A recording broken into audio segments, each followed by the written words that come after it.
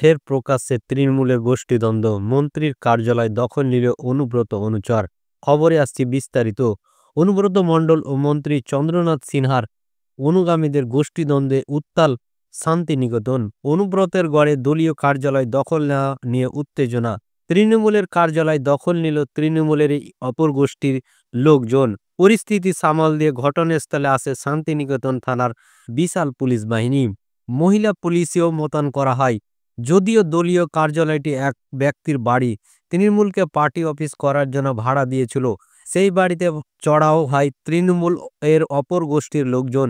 সংলগ্ন মহিদাপুর এলাকার তৃণমূল নেতা ইনসান মল্লিক বলেন, 15 বছর ধরে এটা তৃণমূলের পার্টি অফিস। বাবু দাস কয়েকদিন ধরে এই পার্টি অফিস বন্ধ রেখেছে, আমরা তাই এই টিএমসি পার্টি অফিস দখল নিলাম।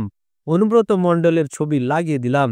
স্থানীয় রূপপুর অঞ্চলের তৃণমূলের পর্যবেক্ষক তথা বোলপুর পৌরসভার 1 নম্বর ওয়ার্ডের কাউন্সিল সঙ্গীতা দাসের স্বামী বাবু দাস বলেন, পার্টি অফিস বন্ধ কেন থাকবে? অফিসের সামনে কাজ হচ্ছে তাই বন্ধ। আমরা মন্ত্রী চন্দ্রনাথ সিং এর অনুগামী, দাদার নামকে কলুষিত করতে নেমে অনুগামী করছে।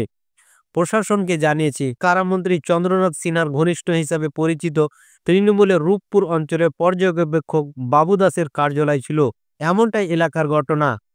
সেই কার্যালয় এদিন দখল নিতে আসে তৃণমূলের অপর গোষ্ঠীর লোকজন।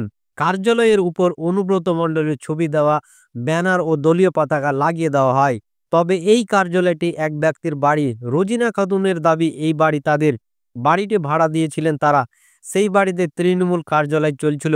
গত কয়েক মাস সেই কার্যালয় বন্ধ ছিল। এদিন তৃণমূলের অপর গোষ্ঠীর লোকজন এসে কার্যালয়ের তালা ভেঙে দেয়। এই নিয়ে ব্যাপক উত্তেজনা ছড়ায়। খবর পেয়ে শান্তিনিকেতনের থানার বিশাল পুলিশ বাহিনী আসে। মহিলা পুলিশও এসে উপস্থিত হয়। বাড়ির মালিক রোজিনা খাতুন ও সেরিনা বিবি বলেন, আমাদের বাড়ি এটা। বাবু দাসকে পার্টি অফিস করার জন্য ভাড়া দিয়েছিলাম। মমতা বন্দ্যোপাধ্যায় যেদিন থেকে বলেছে কারো ব্যক্তিগত বাড়িতে পার্টি অফিস করা যাবে না, সেদিন থেকে অফিস বন্ধ। ওদের নিজেদের ঝামেলা। আমাদের এখানে এসে তালা ভাঙলো, পতাকা লাগিয়ে দিল। ওরাও তৃণমূলের লোক, অন্য এলাকার লোক।